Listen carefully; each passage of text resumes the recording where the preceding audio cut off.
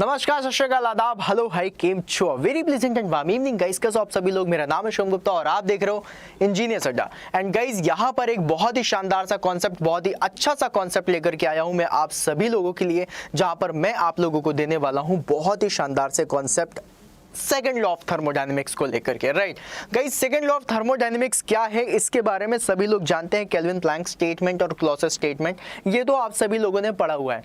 आज मैं कुछ ऐसे एस्पेक्ट्स के बारे में बात करने वाला हूं जिनको देख करके आप बोलेंगे कि अच्छा हाँ, ऐसे तो हमने सोचा ही नहीं। तो चलो आओ सोचते हैं। तो guys, second law of thermodynamics जो लॉ है इसके बारे में आप सभी लोगों को बताऊं, बहुत ही इंटरेस्टिंग सा ये कैरेक्टर है, बहुत ही इंटरेस्टिंग सा ये लॉ है, कैरेक्टर नहीं बोलना चाहिए मुझे, बहुत ही इंटरेस्टिंग ये लॉ है जहां पर बोला जाता है। एक्चुअली आपको ऐसे बताता हूं कि दुनिया जहां में जितने भी लॉ हैं सारे ये बताते हैं कि हम क्या कर सकते हैं। एक लॉता सेकंड लॉ ऑफ थर्मोडायनेमिक्स ऐसा लॉ है पूरे के पूरे सब्जेक्ट्स में जो ये बताता है हम क्या नहीं कर सकते। राइट गाइज, आप लोगों ने हमेशा देखा होगा कि अगर कोई चीज गर्म है और अगर कोई चीज ठंडी है तो हीट का ट्रांसफर हमेशा गर्म से ठंडे की तरफ होता है। क्या कभी आप लोगों ने ये नहीं सोचा ऐसा क्यों होता है? ऐसा क्यों होता है कि हमेशा गर्म से ही ठंडे की तरफ जाता है? भाई ठंडक भी तो गर्म के पास आ सकती है, ऐसा क्यों नहीं होता? हमेशा जो एनर्जी होती है वो हाई से लो की तरफ ही फ्लो क्यों करती है? भाई ऐसा होता है सर, ऐसा बचपन से होता है, जब से हम पैदा हुए तब से हम ऐसा देख रहे हैं, हमारे बच्चे भी यही देखेंगे, पोते भी यही देखेंगे, ऐसा ही होता है, यही नेचर का लॉ है। बिल्कुल सही बात है, यही नेचर का लॉ है। और सेकंड लॉ ऑफ थर्मोडायनेमिक्स यही कहता है कि भाई इसका उल्टा नहीं हो सकता। मान लो अगर मैं तुम लोगों से बात करूं, यहाँ पर अगर मैं तुमसे बात करता हूं, इसको देखो, बलून है, बलून में हवा भर दो। जैसे ही तुम बलून में हवा भरोगे और बलून को छोड़ दो, बलून अपने आप उसकी हवा को बाहर निकाल देगा। राइट, अपने आप उसकी हवा को बाहर निकाल देगा। ऐसा हो सकता है, लेकिन अगर मैं तुमसे बोलूं कि बलून ऐसे ही रखा हुआ है और अपने आप हवा भर जाए, क्या ऐसा हो सकता है? नहीं हो सकता। ये बताता है सेकंड लॉ ऑफ थर्मोडायनेमिक्स। क्या ठंडे से गर्म हवा मतलब हीट जा सकती है? नहीं जा सकती। ये बताता है थर्मोडायनेमिक्स हम क्या नहीं कर सकते। अगर मैं तुमसे बोलूं कि यहाँ पर जो तुम लोग देख रहे हो ये क्या है? हॉट रिजर्वायर, जहां पे गर्मा गर्म हीट है। राइट, यहाँ पर क्या है? Cold reservoir, that is sink. और ये क्या है? सोर्स। अगर मैं चाहूं कि मुझे सोर्स से सिंक से सोर्स की तरफ हीट भेजनी है तो क्या मैं भेज सकता हूं? भेज तो सकता हूं, लेकिन क्या अपने आप जाएगी? नहीं जाएगी। ये बताएगा second law of thermodynamics. Right, कि इट इज इम्पॉसिबल कि हम कम एनर्जी से ठंडे से गर्म तक भेज सके। राइट, इट इज इम्पॉसिबल कि तुम सिर्फ और सिर्फ हीट लेकर के 100% वर्क कर दो और तुम्हारे रिजर्वायर में मतलब सिंक में जो आपका कोल्ड रिजर्वायर है उसमें तुम्हारी हीट ना जाए। ऐसा हो ही नहीं सकता, हीट का लीकेज होगा ही होगा। राइट, वरना PMM2 वाली चीजें आ जाएंगी जो PMM2 कभी बन नहीं सकता। तो मतलब यहां पर मुझे वर्क डन करना पड़ेगा, वर्किंग करनी पड़ेगी, कोई इंजन कोई डिवाइस ऐसी लगानी पड़ेगी। और अगर मैं ऐसी डिवाइस नहीं लगाता, यहां पर मैं अगर ऐसी डिवाइस नहीं लगाता तो क्या cold reservoir that is sink से मेरी हीट अपने आप इसमें जा सकती है? नहीं जा सकती। क्या ठंड के टाइम पे बिना पानी को गर्म किए पानी अपने आप गर्म हो जाएगा? नहीं होगा। क्या गर्मियों के टाइम पर बिना पानी को ठंडा किए, मतलब बिना फ्रिज में पानी को रखे हुए, क्या पानी ठंडा हो जाएगा? नहीं होगा। यही नेचर का लॉ है। और अगर आपको उसके थोड़ा सा अपोजिट जाना है तो कहीं ना कहीं आपको वर्क डन करना पड़ेगा, तभी जाकर के आप काम कर सकते हो। या फिर आप अगर वर्क डन नहीं करते हो, हाई हीट एनर्जी मतलब हाई हीट की बहुत हाई वैल्यू होगी और उस हीट से आप 100% वर्क कराना चाहो तो भी नहीं कर सकते। कहीं ना कहीं कुछ ना कुछ हीट तो गर्म जो गर्मा गर्म हीट है वो आपके एटमॉस्फेयर पे जाएगी। अगर मैंने अपना हाथ ले लिया, मैं इस तरीके से रब करूँ, इससे हीट जनरेट हो रही है? बिल्कुल हो रही है। लेकिन अगर मैं चाहूँ कि जो हीट जनरेट हुई थी उसी से मैं वापस से हाथ को रब कर लूँ, नहीं हो पाएगा।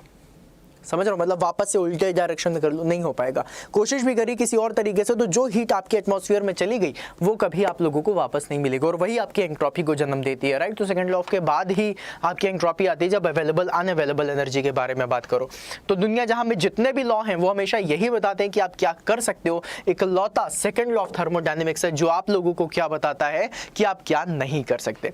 सेकंड लॉ ऑफ थर्मोडायनेमिक्स में दो स्टेटमेंट है। पहला स्टेटमेंट है केल्विन प्लैंक साहब का स्टेटमेंट, जो ये कहते हैं कि हाई टेम्परेचर रिजर्वायर से अगर मुझे वर्क डन करना है तो मैं सिर्फ और सिर्फ हाई टेम्परेचर रिजर्वायर से 100% वर्क डन नहीं कर सकता।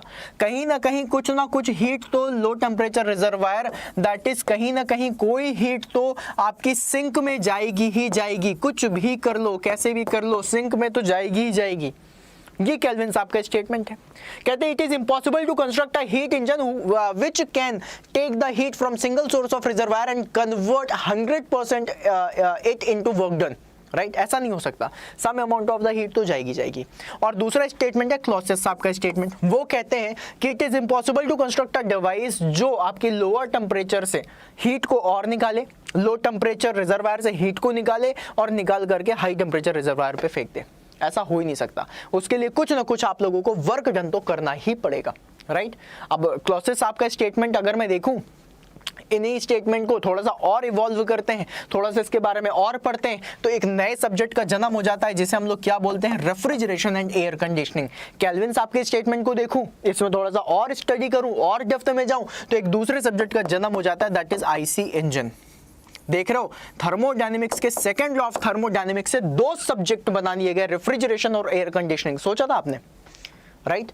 ये कुछ अलग एस्पेक्ट में आप लोग लॉ को देख रहे हो। सीओपी वगैरह निकालना, ईच एंड एवरीथिंग इज बहुत सिंपल, राइट? इसमें क्या निकलती है, एफिशिएंसी निकलती है, राइट? इसमें क्या निकलती है, सीओपी निकलती है। सीओपी क्या होता है, desired effect upon work input, right? W input. और अगर मैं बात करूं आप लोगों से एफिशिएंसी की, आपको पता है क्या होता है, work output upon heat input, right? इसी के बेसिस में आप निकालते हो, सारी चीजें पढ़ते हो। तो सेकंड लॉ ऑफ थर्मोडायनेमिक्स आपको कुछ ऐसी एस्पेक्ट्स बताते हैं जहां पर आपको यह समझ में आता है कि मैं क्या नहीं कर सकता, क्या कर सकता हूं, वो सारे लॉ बता रहे हैं। इकलौता लॉ है जो बोलता है मैं ये नहीं कर सकता, समझ रहे हो? और जब आपको पता चल जाएगा कि आप ये नहीं कर सकते, तो ऑब्वियसली आप वो करोगे जो आप कर सकते हो। और इसीलिए ये लॉ इतना ज़्यादा फेमस हुआ, इसीलिए इस लॉ के डेप्थ में जाते जाते आप इतने डेप्थ में चले गए कि दो नए सब्जेक्ट आईसी इंजन और आरएसी का जन्म हो गया। और उसके बारे में भी पढ़ते पढ़ते आपने इतनी सारी डिवाइसेस बना डाली, इतनी सारी आईसी इंजन की गाड़ियां चल रही हैं, जितना ट्रांसपोर्ट है, जितना ऑटोमोबाइल इंडस्ट्री है, किसके ऊपर, इसी के ऊपर तो है, राइट? और जितना भी आप बाकी इंडस्ट्रीज देख रहे हो, रेफ्रिजरेशन की हो गई, एयर कंडीशनिंग हो गई, आपका गीजर का सिस्टम हो गया, हीट पंप हो गया, जहां पर हीट से तुम लोग कुछ भी वर्क डन करते हो, वर्क एब्जॉर्बिंग डिवाइसेस जितनी बनाई गई आप लोगों की रेफ्रिजरेशन एयर कंडीशनिंग से बनाई गई, वर्क प्रोड्यूसिंग डिवाइसेस जो बनाई गई आपकी केल्विन प्लैंक साहब के स्टेटमेंट से बनाई गई। मतलब सेकंड लॉ ऑफ थर्मोडायनेमिक्स तो आप लोगों को ये सारी चीजें बताता है। और गाइज अगर इसी तरीके से देखा जाए तो इस चीज को मैं आप लोगों को थोड़ा सा और अच्छे से समझाऊंगा एक पर्सनल एस्पेक्ट में। और पर्सनल एस्पेक्ट आप लोगों का ये कहता है कि अगर आपको एग्जामिनेशन निकालना है, अगर आपको सरकारी नौकरी चाहिए है, तो वो सिर्फ सोचने से नहीं मिलेगी, कहीं ना कहीं वर्क डन तो करना ही पड़ेगा।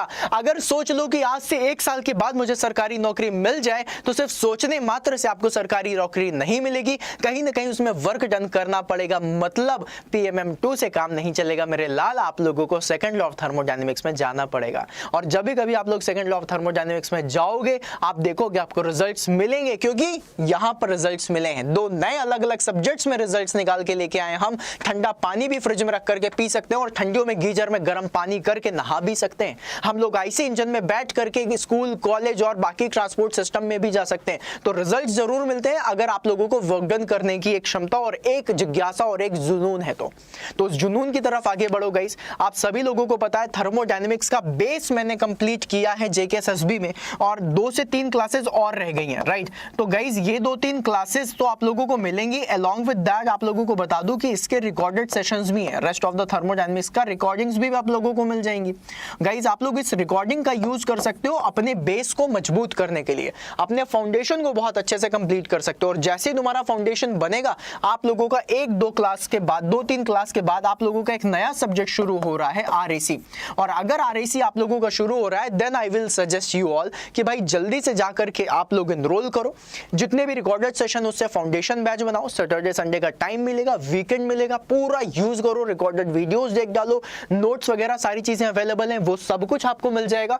जाओ जा करके देखो और देख करके खुद को एनरोल कर लो, और फिर उसके बाद एनरोल कर लो, फिर देखो, और फिर उसके बाद RAC के लिए from the very first class चालू हो जाओ। और जबरदस्त तरीके से class low so that selection को पक्का कर सको, सिलेक्शन में और 4 चांद लगा सको। देखो बेसिकली मुझे पता है कि आप लोग जब मेहनत करोगे आपका सिलेक्शन जरूर होगा, लेकिन उस सिलेक्शन को कम टाइम में ज्यादा पढ़ के कैसे सिलेक्शन लेना है, किस तरीके से कम मेहनत तो देखो ज्यादा करनी है, राइट, लेकिन उस ज्यादा मेहनत में भी जो प्रिसाइजली कम मेहनत हो सके, जितनी कम से कम मेहनत करके ज्यादा से ज्यादा रिटर्न ले सके, वो सारी चीजें आपको इस बैच में सिखाई जाएंगी। One of the best classes जो आप लोगों को मिल सकती हैं वो मैं देने की कोशिश कर रहा हूं। One of the best content आप लोगों को देने की कोशिश कर रहा हूं with my handwritten notes, with daily PDFs, with daily live interactive classes, जहां पर आप सभी लोगों को हर चीज मिल रही है। तो अगर आप लोगों को बेहतरीन वाला एक्सपीरियंस चाहिए, सब्जेक्ट्स का, नॉलेज का, कंटेंट का, पीडीएफ्स का, हर चीज,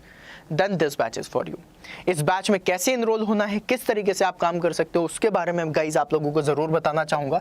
लेकिन ये सारी चीजें मैं आपको सिर्फ तभी बताऊंगा जब आप लोग सच में इस बैच में जा करके पढ़ाई करने के लिए उत्सुक होगी, क्योंकि जेकेएसएसबी में जितने भी स्टूडेंट्स ने मतलब इनरोल किया है वो सारे के सारे स्टूडेंट्स बहुत सीरियसली काम कर रहे हैं and I appreciate each and everyone, right. मुझे तो सबके नाम भी याद हो गए हैं जितने सारे लोग वहां पर हैं। और गाइज क्या कॉन्सेप्ट्स हैं यार सभी के, क्या मतलब कई बार होता है ना, कई बार स्टूडेंट्स डाउट पूछते हैं टीचर को परेशान करने के लिए, राइट, वहां पर डाउट्स पूछते हैं अपने लेवल को और ज्यादा बढ़िया करने के लिए, अच्छे डाउट्स होते हैं। देन आई रिप्लाई ऑल्सो कि भाई ये तुमने बहुत अच्छा डाउट पूछा है, तो मतलब मुझे भी मजा आता है उस डेप्थ तक उन लोगों को सिखाने में। तो गाइज वैसा एक्सपीरियंस चाहिए, then this batch is only for you. आप लोग जा सकते हो, गूगल क्रोम खोला, गूगल क्रोम में यहाँ पर ऊपर लिखना अड्डा 24/7, मैंने पहले से लिखा था तो ओपन हो गया, राइट। अब गाइज जैसे आप खोलोगे आपको ये वेबसाइट मिल जाएगी, ये वेबसाइट में जाना, ऑल कोर्सेज में जाना, ऑल कोर्सेज में गेट और इंजीनियरिंग सर्विसेज दिखाई देगा। गेट इंजीनियरिंग सर्विसेज में आप लोगों को देखो जेकेएसएसबी कहाँ दिख रहा है, यहाँ दिख रहा है, ये देखिए, राइट। इस जेकेएसएसबी पे क्लिक करना, जैसे ही आप इस जेकेएसएसबी पे क्लिक करोगे आप लोगों के लिए 2 बैचेस आ जाएंगे, एक होगा जेकेएसएसबी जेई का मैकेनिकल का, एक होगा जेकेएसएसबी जेई का सिविल का। अगर कोई सिविल का स्टूडेंट है तो वो ज्वाइन कर सकता है, else I will tell you about mechanical. Guys अगर आप मैकेनिकल इंजीनियरिंग के बैच में जाओगे, दिस इज योर बैच जहां पर आप लोगों को क्लासेस दिख रही हैं, राइट। अब देखो इस क्लास में आप लोगों को प्रॉपर स्टडी प्लान भी चेक करने के लिए मिल जाएगा। अगर आप इसे स्टडी प्लान में क्लिक करोगे आपको देखो सारी चीजें मिलेंगी, किस दिन से क्या क्या क्लासेस कैसे कैसे स्टार्ट हो रही हैं, और आप उसका पूरा का पूरा यूज कर सकते हैं, हर चीज देख सकते हैं और बहुत ही अच्छे तरीके से तैयारी कर सकते हैं। सो आई विल सजेस्ट कि आप लोगों के लिए बैच बहुत ही फायदेमंद है। अब इस बैच की जो प्राइस दिख रही है वो दिख रही है 10,499। गाइज यहाँ पर आपको इतने पैसे नहीं देने, I will tell you the magical coupon code, याद रखिएगा उसे, उसका यूज करिएगा। गाइज अगर आप लोग यहाँ मैजिकल कूपन कोड को याद रखिए, दैट इज Y166, क्या है Y166। जैसे आप Y166 को अप्लाई करोगे ये वाला बैच आपका 2400 रुपीज का हो जाएगा। एंड आई गेस आप लोगों की सफलता के लिए, आप लोगों के सिलेक्शन के लिए ये प्राइस बहुत ही कम है, क्योंकि जब आप सेलेक्ट हो जाओगे और जबरदस्त सी गवर्नमेंट जॉब कर रहे होगे उस समय अगर आप सोचोगे मैंने कितना इन्वेस्ट करा था, तो आपको सिर्फ ये प्राइस बहुत कम लगेगा, बिलीव मी। तो अगर आप लोगों को इस बैच में सब कुछ सीखने के लिए मिल रहा है, जहां पर आपको नॉन टेक्निकल तो नहीं है, सिर्फ टेक्निकल का है, तो टेक्निकल की सारी चीजें हैं वो सारी चीजें आपको मिलेंगी, राइट। और गाइज अगर आप लोग नॉन टेक्निकल के लिए जाना चाहते हो then also I am telling you, अगर आपको टेक्निकल प्लस नॉन टेक्निकल चाहिए तो गेट इंजीनियरिंग सर्विसेज में इंजीनियरिंग महापैक है, आप इसमें जा सकते हो। This is one of the best thing जहां पर आपको सारे बैचेस मिलते हैं, राइट। अगर आप सिर्फ जेकेएसएसबी की तैयारी कर रहे हो देन वो बैच आपके लिए सफिशिएंट है, लेकिन अगर आप लोग JKSSB, RRB JE, SSC JE और आपका एएआई का जो बैच आया इन सभी की तैयारी कर रहे हो, सो फॉर दैट आप लोगों को क्या मिलेगा, फॉर दैट आप लोगों को ये बैच मिलेगा जो मैकेनिकल इंजीनियरिंग का महापैक होता है। इसमें टेक्निकल, नॉन टेक्निकल, इंग्लिश सब कुछ है, राइट। गाइज अब इस बैच में अगर इनरोल करना है तो देखो 16,000 का बैच दिख रहा है, लेकिन मैंने आपको कूपन कोड बताया है जिससे आपको सबसे ज्यादा डिस्काउंट मिलेगा, that is Y166, that is Y166। Y166 यहाँ पर लगा करके अप्लाई करोगे, जैसे ही अप्लाई करोगे ये बैच आपका 3679 रुपीज का हो जाएगा। सो यहाँ पर आपको सब कुछ मिलेगा फॉर 1 ईयर और बहुत अच्छे से आप लोगों की क्लासेस होंगी।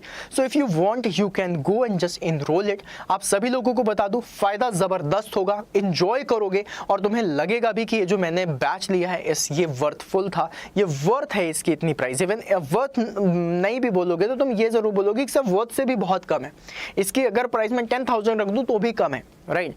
क्योंकि आप लोग जितना कंटेंट लोगे ना, आप बोलोगे कि अगर मैंने कॉलेज में ही ये वाला बैच ले लिया होता तो शायद मुझे कॉलेज में ही मैं टॉप कर गया होता। ये वाला अगर फील नहीं दिला दिया, आप जो बोलोगे वो हार जाएंगे। ठीक है। तो चलो गाइस मिलते हैं फिर नेक्स्ट सेशन में, बैच में मिलेंगे। सो मेक श्योर कि आप बैच में जा रहे हो। जाने से पहले याद रखना, जब भी कभी बैच में जाओगे तो कौन सा कूपन कोड यूज करना है, Y166 का, और बैच में इनरोल करके क्लासेस लेनी है जबरदस्त वाली, ठीक है। तो चलो मिलते हैं फिर बैच में, ठीक है। तब तक के लिए बाय बाय।